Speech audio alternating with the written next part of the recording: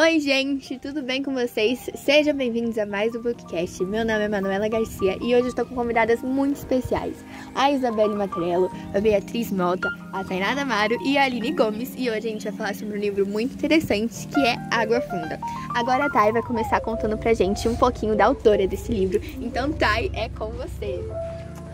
Oi gente! Então, Ruth foi uma figura significativa na literatura brasileira no século XX, especialmente por sua contribuição para a representação da cultura afro-brasileira e a luta contra o preconceito racial. Nascida em São Paulo, Guimarães teve uma infância marcada pela discriminação racial e pela pobreza, o que influenciou profundamente sua visão no mundo e sua escrita. Ela se tornou uma voz importante na luta contra o racismo no Brasil, usando sua escrita para promover a conscientização e a valorização da cultura afrodescendente.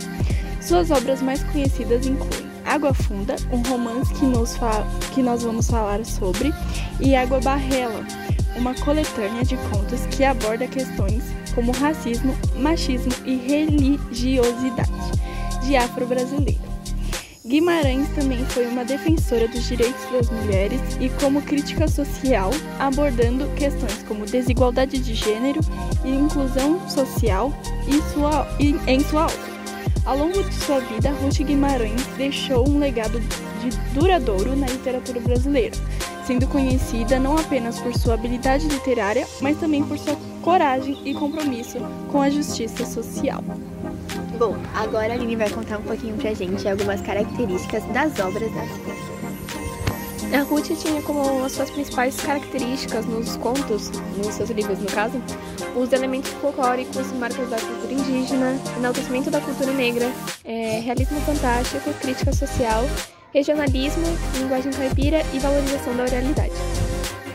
A gente, lendo essa obra, a Bia, ela separou um pouquinho alguns tópicos importantes que a gente vai falar sobre ao decorrer do nosso livro. Bia? Bom, gente, então, esse livro ele fala sobre diversos tópicos que tem na nossa sociedade, só que a gente geralmente não tem um olhar tão profundo sobre eles. Bom, primeiramente, ele vai destacar alguns tipos de preconceito, mas principalmente o preconceito do tipo financeiro, que impacta muito na sociedade, na forma como as pessoas se tratam por causa disso. Também vai falar sobre trabalhos do tipo análogo à escravidão e como eles funcionam, como as pessoas que estão inseridas dentro do mesmo têm que se sujeitar a certas situações. E também vai falar sobre a hipocrisia e o contraste de opiniões no geral e de pensamentos também, que os próprios personagens vão demonstrar ao longo da obra. Bom, agora eu vou resumir um pouquinho a história pra vocês. E aí a gente vai analisando as partes, né, meninas? E aí a gente vai dando a nossa opinião também. A primeira coisa que vocês precisam saber é o seguinte. A nossa história vai se passar lá em Minas Gerais. E aí, como já foi citado anteriormente, vão ter marcas da oralidade do local em que a história se passa, né? E também é uma outra década, um outro tempo. Então, tudo isso impacta diretamente em como a história é contada. E a gente tem dois personagens principais nessa história, que é, assim, a Carolina e o Joca. Só que a história, ela não é contada uma história só, contínua. São várias histórias sendo contadas e aí no final todas elas se entrelaçam. E é no formato de conto. É tipo como se eu estivesse contando pra vocês agora, vai ser o mesmo formato. Porque não tem um narrador específico. O narrador não é uma personagem, não é um narrador que não tem nada a ver com a história. É como se estivesse realmente contando a história pra alguém, entendeu? É tipo um diálogo. Que é o que a gente tá fazendo agora, basicamente, né? Mas voltando, vamos começar falando sobre, assim, a Carolina, que era uma mulher que ela se casou com um homem que ele tinha posses, né? Que ele tinha dinheiro. Ela se casou bem cedo com ele e ele tinha uma fazenda, ela se mudou pra fazenda e eles passaram a morar nessa fazenda. Era uma fazenda grande, né? Que era perto de um vilarejo, era um vilarejo. Então essa fazenda, ela tinha grande importância pro local, certo? E aí, ela se casa com ele e eles têm uma filha chamada Gertrudes. E a filha deles cresce e ela se apaixona pelo filho do capataz da fazenda. E nesse meio tempo que tudo isso acontece, o marido da Sinhá, ele sofre um acidente e morre, gente. Pois é. O que seria um capataz? Capataz é quem faz tudo da fazenda. Tudo que ele puder ajudar na manutenção, ele vai estar fazendo, entendeu? E geralmente eles moravam nas fazendas, entendeu? Pra estar ajudando. E aí ele morre, ele fala que deixa ela sozinha lá na fazenda, só com a filha. Só que a filha, ela resolve o quê? Ela tá apaixonada, só que assim, é contra essa paixão. Por causa que, né, segundo ela, eles são de níveis sociais diferentes, então eles não poderiam ficar juntos. Só que a filha não ouve, vai lá e foge com o filho do capataz, né? E as pessoas que conheciam a Sinhá criticavam ela por conta dessa atitude. Porque ela era muito dura também, ela era uma pessoa muito severa. Era uma pessoa assim, que você tinha medo até de olhar um pouco muito pra ela, que ela Vou te matar. Exato, ela era bem durona. E a filha dela foge e o capataz ele fica com vergonha do que aconteceu e se demite. E no final sobra a Sinhá sozinha naquele casarão, entendeu? Naquela fazenda enorme, só ela. E ela começa o quê? A ir atrás de outros capatazes pra cuidar das coisas, né? Ela procura. E aí ela acha um cara que é um pouquinho mais novo que ela, uma coisa assim de 20 a 30 anos. Serem casados, né? E por que o capataz tinha que ser um homem? Ótima pergunta, né? Acho que a gente podia... Era mais ligado aos costumes, eu acho, né? Daquela época tinha aquele negócio do trabalho braçal ficar pros homens. Sim. Na época ainda era uma ideologia fundamental.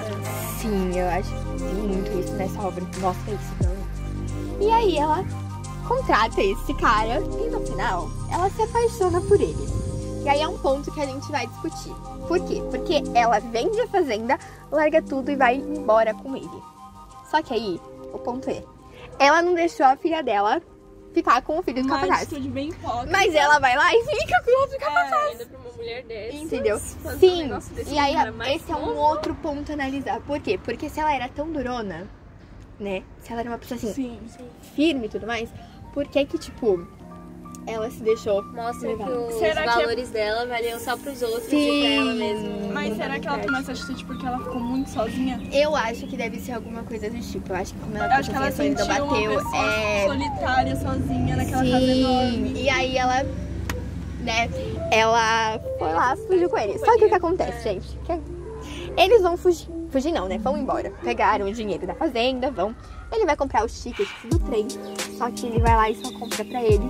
Vai embora com o dinheiro, com as roupas dela, vai embora com tudo. Ela fica sem nada.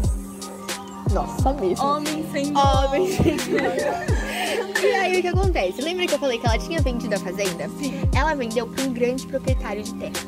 Uma fazenda grandona mesmo. E aí ele começa a ter uma produção, tipo, grande, de grande escala pra vender. E ele começa a empregar o pessoal do vilarejo. Só que era um trabalho meio escravo, né, gente? Porque ele contratava as pessoas, pagava salários muito baixos. Salários não, porque essas pessoas tinham que morar lá dentro da fazenda.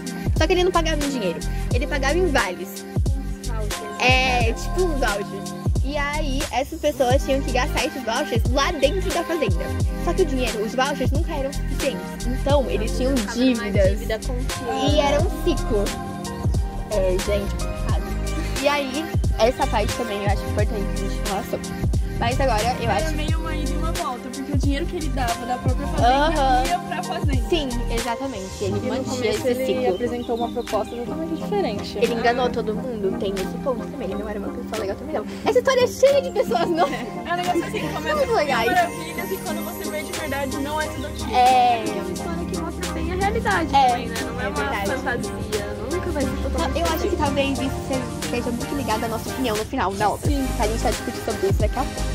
Mas eu acho que sobre a Sinhá, é isso que a gente tem pra falar, né? A história, vamos parar por aqui. E agora a gente vai colocar aqui o Joca. Quem é o Joca? O Joca era um cara, ele era apaixonado, muito apaixonado. Uma pessoa muito apaixonada. Era o Joca pela Furiango, certo? Furiango era uma mulher, tipo, ele era apaixonado, só que ela não gostava dele, gente. Ela não gostava, não era nada recíproco. É complicado. E ele fazia de tudo pra conquistar a Furiango. Ele fazia, nossa, tomou vários fora, sabe? Só que um dia ele conseguiu conquistar a Furiango, né, gente? E palmas pra ele, né, por parabéns, porque realmente não foi fácil. Só que o que aconteceu? Lá, como a Aline ela tinha dito, tinha as tradições folclóricas, né? E uma dessas tradições era a Mãe de Ouro. A Mãe de Ouro era tipo uma divindade pra eles que estava muito ligada à fartura. enfim, porque Minas Gerais, toda a questão do ouro, enfim. Hoje em dia a gente não ouve falar tanto. Eu nunca tinha ouvido falar sobre a Mãe de Ouro, até ler o livro. Mas ele não acreditava nela, né, gente? Ele não acreditava, toda vez que falava sobre ela, ele falava meio que mal, assim. Só que aí, eles falam que ele foi meio que, como eu posso dizer, amaldiçoado por ela. Porque ele começou a ter ataques violentos.